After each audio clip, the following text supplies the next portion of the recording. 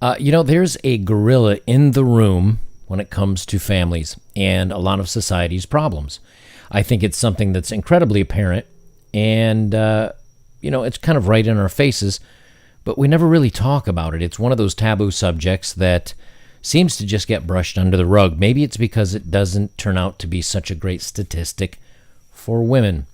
And this is by no means picking on women as a whole or even individually. It's more of society and what is acceptable and what we accept as being okay. In a story I did a couple videos ago, I talked about how American households are by far and away the ones that have the most single moms that do not have dads involved in the children's lives. And as such, I've got some statistics tonight to share about the problems that this is directly causing for families and for society and for our next generation. And the generation that's growing up today can basically be called the fatherless generation. My two nephews, my parents, let me back up here a little bit.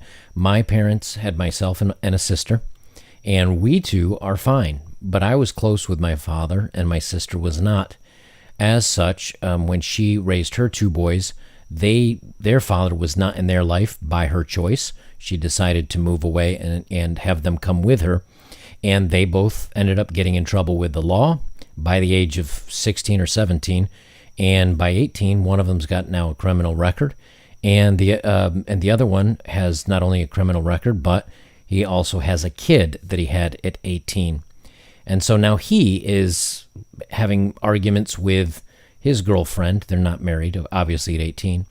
And so this kid's now getting raised without a father, which it would be my nephew at 18. So, how great's an 18-year-old father going to be? Anyway, so, it's starting to become more and more. So each generation that follows doesn't have respect for the father figure and maybe in a household without the father. As such, that positive masculinity, that the care and the nurturing and the unique way that a father can be present in his children's lives, not only is it dropped out for the last generation, the Gen Zers that are coming up, but in many more to follow, because we haven't come back to making it important that the man is in the kids' lives. And again, I have some statistics here that are kind of important. So let me pull that up and then we'll talk. So the whole point is, though, that the closer the family and the more love there is, the better the children are raised. In today's society, not only are children being raised outside of wedlock, children are being raised by single mothers, children are being raised without fathers. And as such, they also don't have grandparents. Now, maybe they have one set of grandparents, which is going to be the mothers. But it's not a full family. And so I wanted to read some statistics here before I go too long.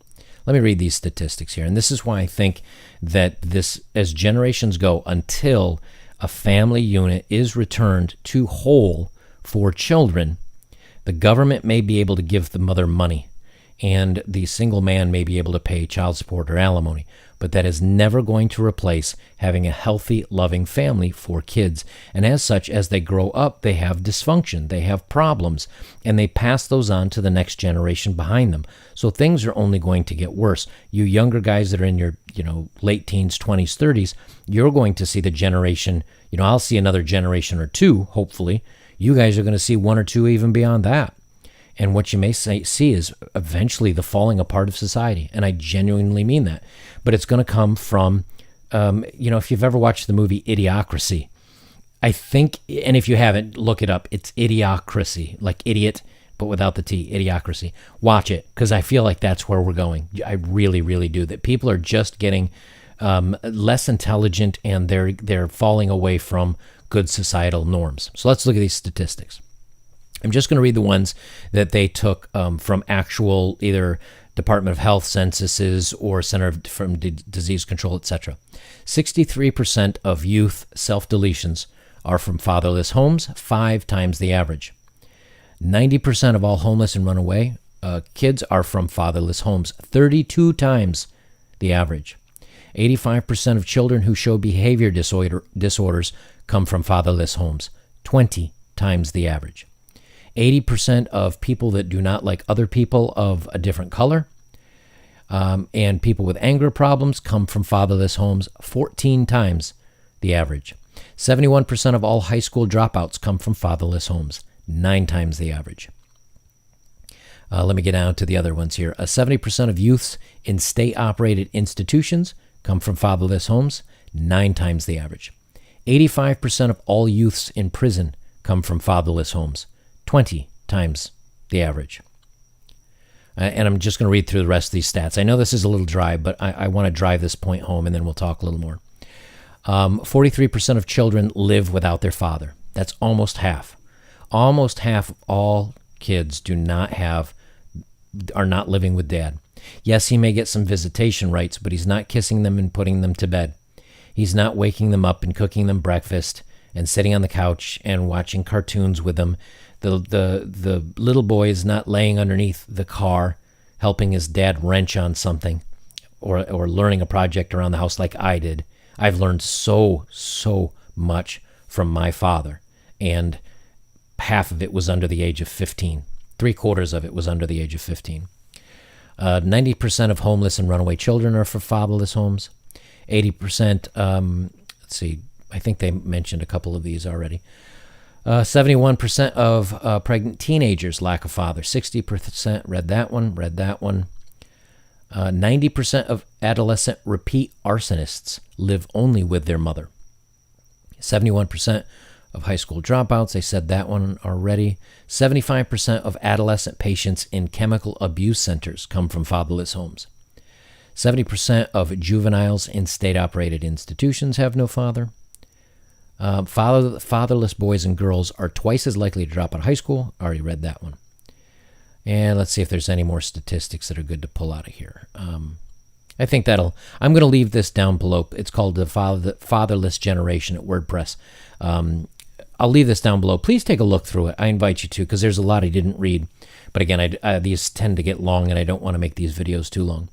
But what's happening is that the fatherless generation that's currently going on from people my age, and you know, parents did get, like my parents' age did get divorced, but they usually waited till the kids were out of high school and were getting ready to go off to college or do their own thing before they split ways. Now we have a lot of youth that are growing up where the mother has primary or sole custody just about at birth. So they're going through almost all their lives without fathers. And we see this with young men struggling now in college. They're not graduating at the same rates. Young men having problems with not being able to deal with life crises. They're not able to cope with them. And so you're getting, we joke about soy boy guys and soy guys, but the truth of it is men are becoming very feminine, and they're not able to handle the stresses and the problems that are being thrown their way. They don't have a positive role model like my father, that if I came home and I had a scrap with somebody in school, it wasn't, well, let me call the principal or let me call the teacher and get them involved. It was, well, what happened? Did you throw a punch back? Were you able to defend yourself? Let me show you how to defend yourself. Let me teach you at least how to have some self-confidence or work your way out of this problem. Or if I made another mistake and I did something wrong and Dad said, what's the punishment? And I told him, he said, well, you made the mistake. You got to pay the penalty. There wasn't coddling.